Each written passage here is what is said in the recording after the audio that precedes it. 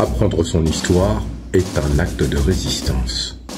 On parle encore d'esclavage.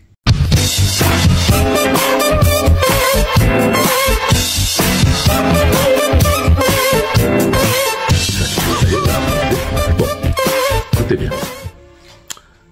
L'économie de la France a reposé pendant plus de 4 siècles sur un principe très simple. On vous dit toujours, c'est le sucre. Non, c'est pas le sucre. Le sucre a rapporté beaucoup d'argent, c'était l'or blanc à l'époque, c'était l'équivalent du pétrole, on va dire ça comme ça. Ça a fait de la France une puissance économique, mais c'est pas le sucre en tant que tel, c'est l'exploitation acharnée, systématique, déterminée et organisée des populations noires d'Afrique, des populations noires des Antilles, j'ai bien dit exploitation, et on peut rajouter déportation, assassinat, extermination. Je m'explique.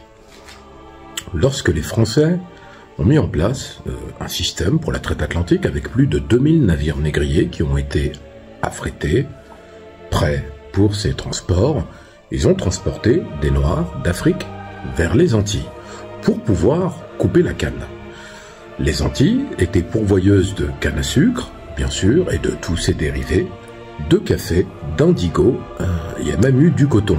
Vous connaissez, au coton, c'est plutôt les États-Unis. Mais c'est le sucre qui a pris une grande part. Je prends l'exemple concret de la Guadeloupe.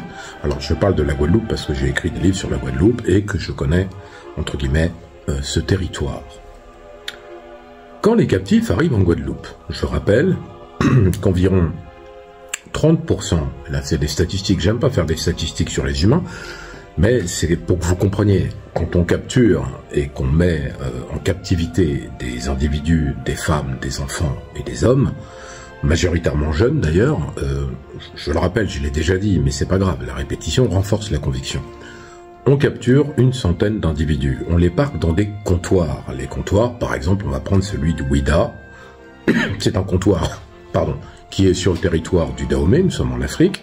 Ce comptoir a été construit par des Portugais, et vous avez donc des Portugais qui l'exploitent, des Espagnols, des Hollandais, des Allemands, des Anglais, des Français, bien sûr.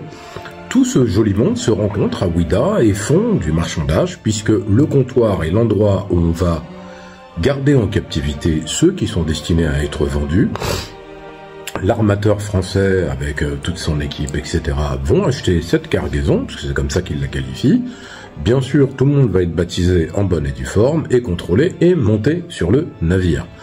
Une fois qu'ils sont sur le navire négrier, qu'ils sont sur les registres, ils vont traverser, peut-être pas tout de suite, parce que des fois, on allait d'un comptoir, par exemple de Ouida, on allait à d'autres comptoirs pour remplir le bateau.